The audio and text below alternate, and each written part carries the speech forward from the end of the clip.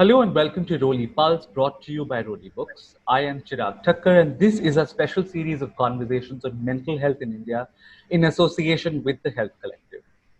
Part of today's conversation on India and young mental health are Dr. Amit Sen in conversation with Sunalini Mathew.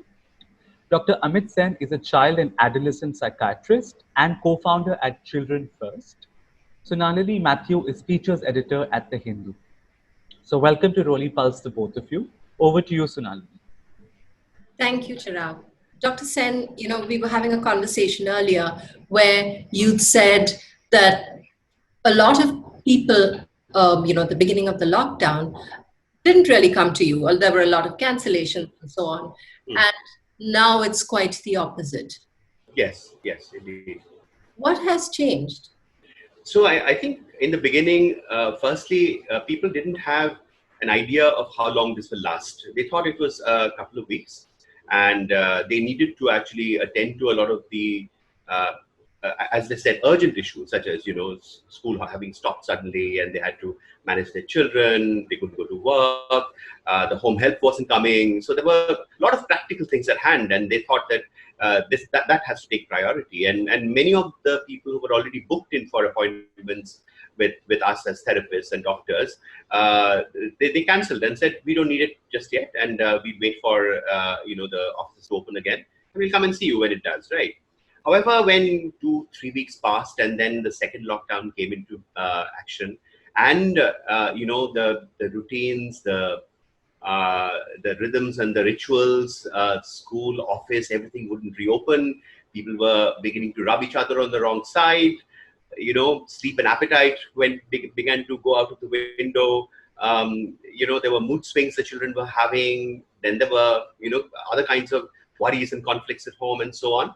They started pouring in, like how, and so after 2 to 3 weeks time, the same families who were rejoicing the fact that they had so much time together to spend and to play and to have of each other, they turned around and said, my God, this is unbearable. We can't deal with this anymore, And of course, it was not another few weeks. It was months after that, and it's still continuing.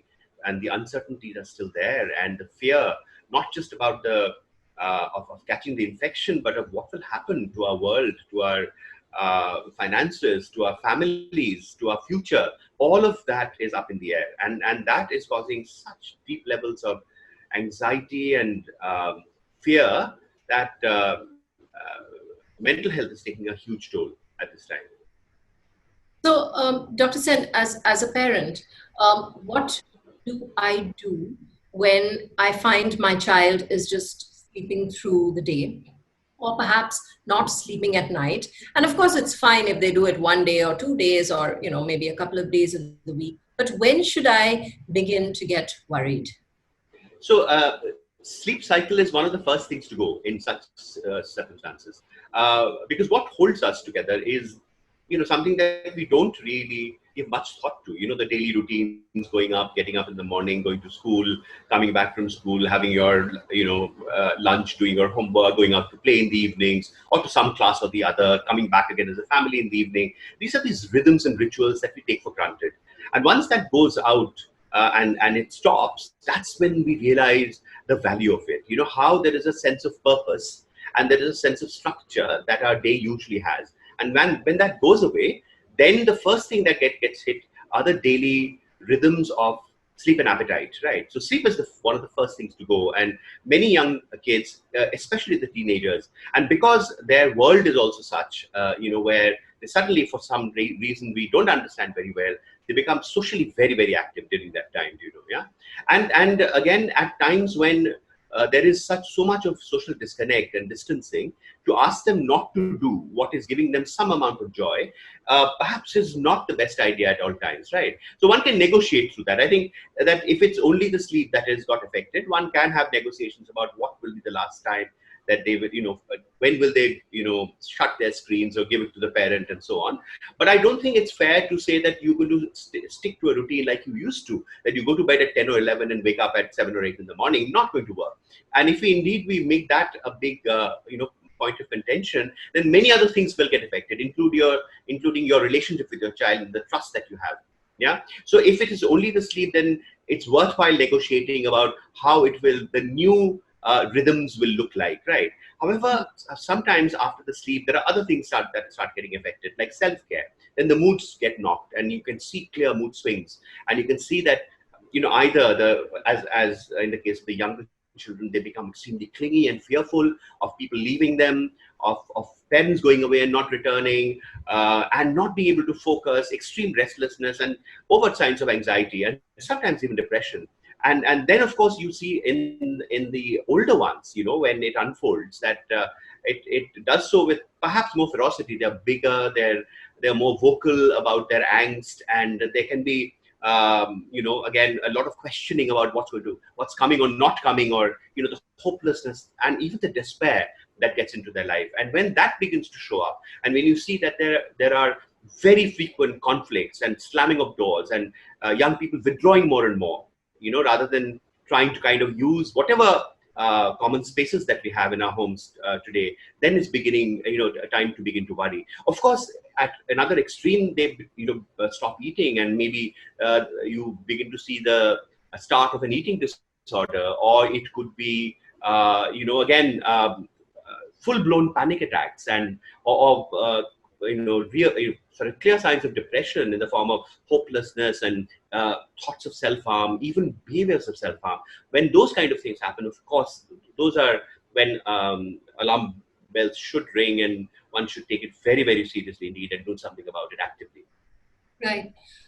During this time, we've seen really very, very sad cases of young people taking their lives.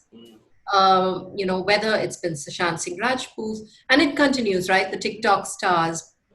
How do I talk to my child about this? Where do I begin? And obviously, it's going to be different. Right. Yeah. So. So suicidal behaviors and the act of suicide is very high in our community in India already. And now with the lockdown, it is suddenly sort of had a surge, and you see some very famous popular people also doing it, right? And we, in the group of young people that we see, there are young people who have started getting these kind of thoughts and impulses much more than before. And we know of a few who've actually completed the act of suicide. Suicidal act is the end point of a development of emotional turmoil, frustration, helplessness, hopelessness, and eventually feeling that there's absolutely nothing to live for. And so there is a certain trajectory that it takes, and sometimes, of course, it can be fairly quick. In instances like this, where everything around you that holds you together emotionally has crumbled, then it can happen fairly quickly. And when I say quickly, I'm not talking about hours, perhaps a few days or a couple of weeks and so on. So it's very important, again, to try and understand the other markers or changes, shifts that happen. Like I said, that in the beginning, there could be sleep and appetite disturbances. It could go to self-care. Then it could go to certain kinds of ideas or social behaviors, withdrawing, expressing ideas that are clearly indicating that they're beginning to lose hope, feeling extremely helpless and frustrated. They are questioning everything about life, and those are things that need to be taken seriously and not just brushed aside and said, "Oh, this is just teenage angst and it'll go away." And then to begin to have those conversations. And again, you can have conversations with teenagers only if you have that relationship.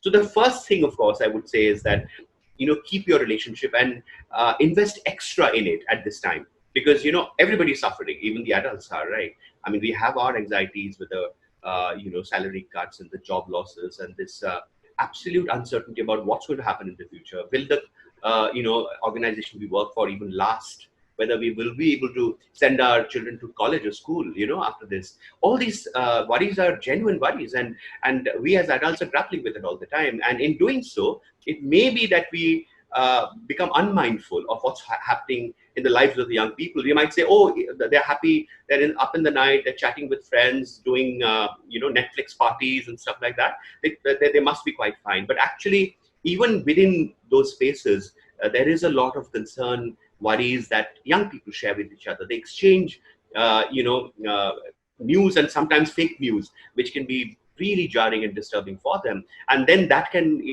lead them to a a roller coaster of feelings, and then eventually to self-harm behaviors, right? So to keep those channels open is vital, and to be able to find the time and space to do things together so that those conversations happen.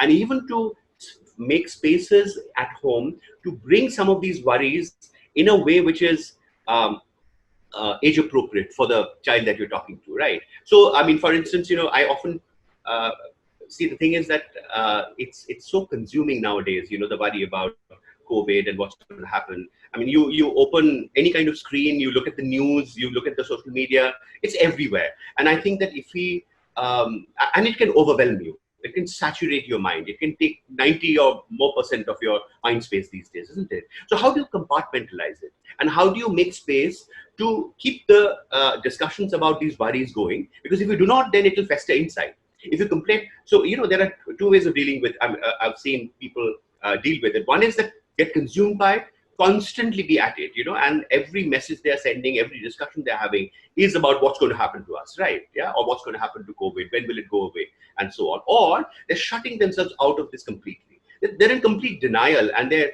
engaging with other stuff which they believe is brings meaning or is enjoyable, etc. But if you repress the worry completely, it's going to begin to fester and show its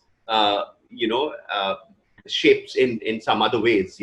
So it's important to find a space where you do discuss it and address it and confront it. So I talk about having worry breaks at homes, where you all get together maybe a couple of times in a day, maybe once in the morning and once in the evening. Talk about what's the latest news, who's heard what are the rumors about. Have a bit of a laugh, but at the same time, give yourself permission to worry and share things with each other.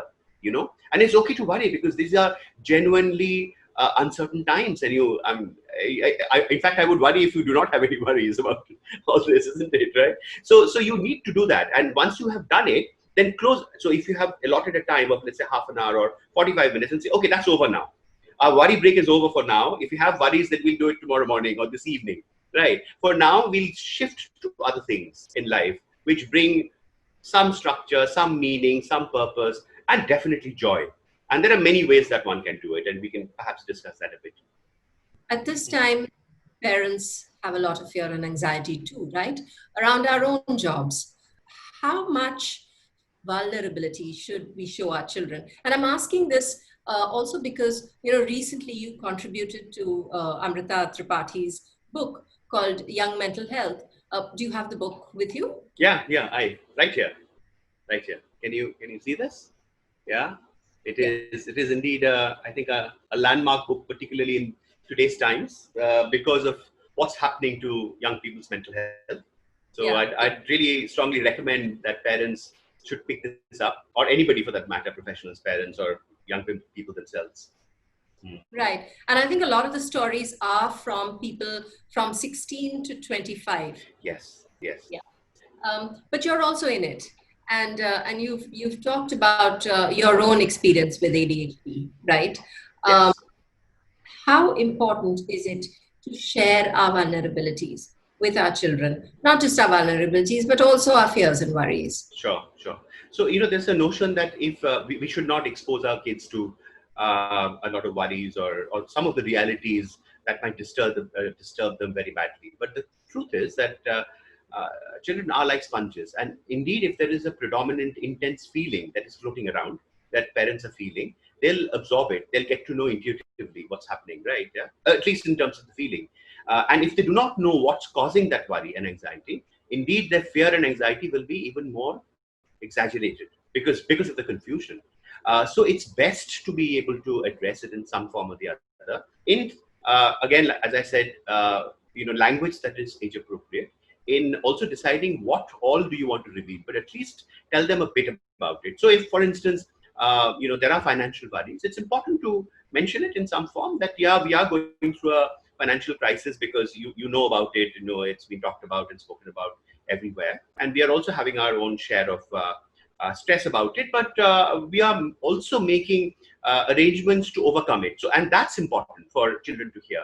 If they have conversations with adults and parents where they see the parents as being in control, and already thinking and taking rearguard action, then they feel much more comforted that my parents are there to look after. I know it's a tough time, and that should be the message that, yeah, we are going through a storm, and storms pass. After some time, this will go away. And even during the storm, we are taking every precaution, not just to save us from the infection by maintaining social distancing and what have you, but we are also doing other things, like we are taking care of our bank, we are, sourcing this from here. We are making sure that, your school and college is going to be, that there'll be options there, and we're making sure that those finances are absolutely intact for you to go to college this year, and so on. So once we have those conversations, children feel very reassured and much calmer, as opposed to when you do not tell them anything and they can sense something that is not right. Right. A word to parents whose children are now transitioning from school to college. I think your own daughter is too. Yes, indeed. And we are facing the same dilemma, no doubt. Again, I think that, some of these, and if your child is ready to go to college, I'm assuming they'll be somewhere around 18. They're already young adults, isn't it? Yeah. And yes. I think they have the wherewithal to be able to have discussions which can produce a bit of anxiety and worry, which is realistic.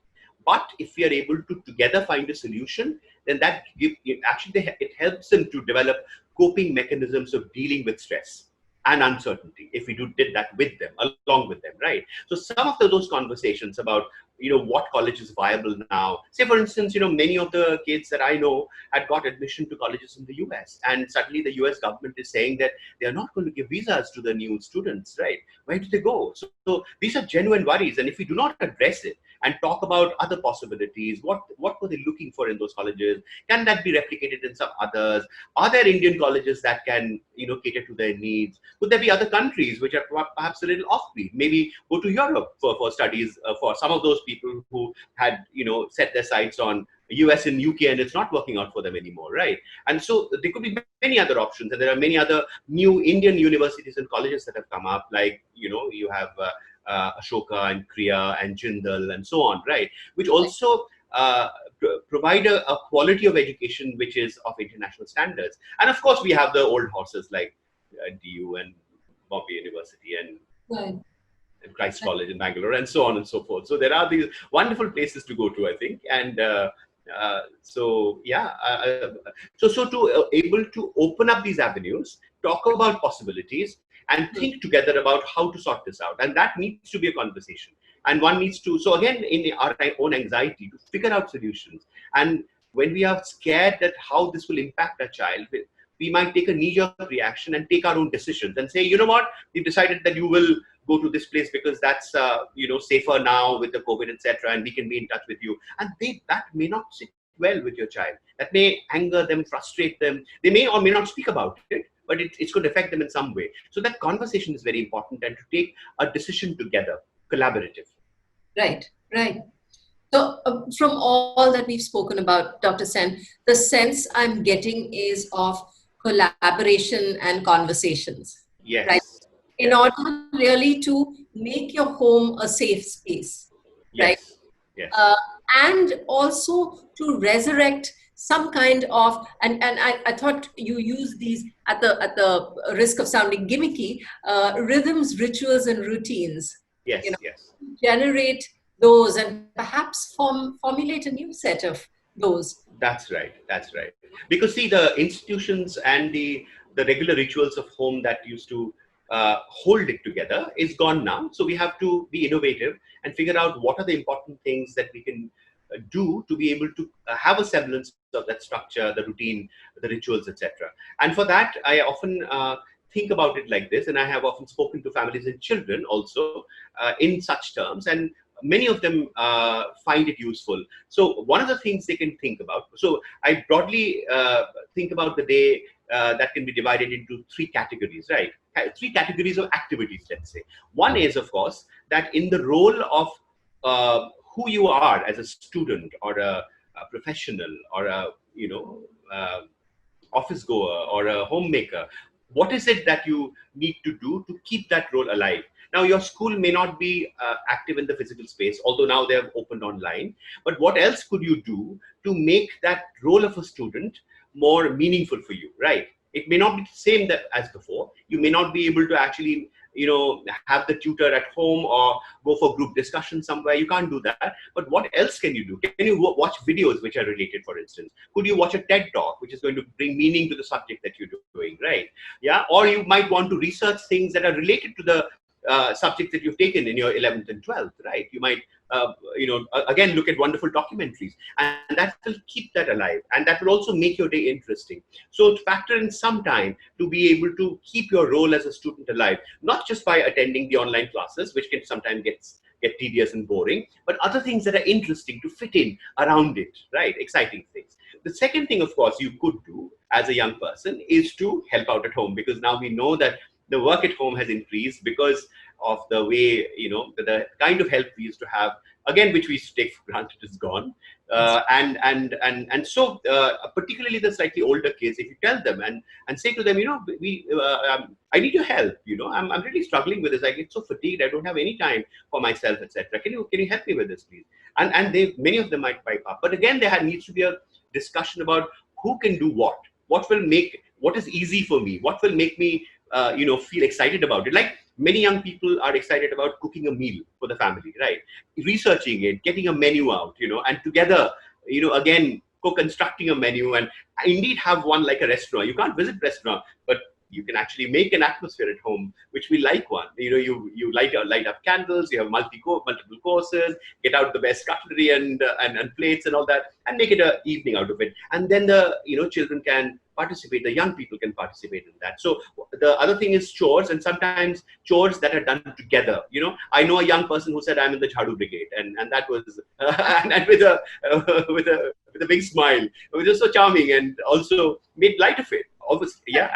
But then there is again a sense of contribution to the family, isn't it? And the third thing, which is perhaps the most important, is to look for those joys that brought meaning to our lives, which defines us as a person or gives us identity. And that is, your connection could be with your park and nature. It could be with the football classes or guitar coaching that you used to go for, the, job places where you used to hang out together in groups of young people, go for movies, theater, art galleries, and of course other kind of rituals and anniversaries, like celebrating birthdays and work anniversaries and so on.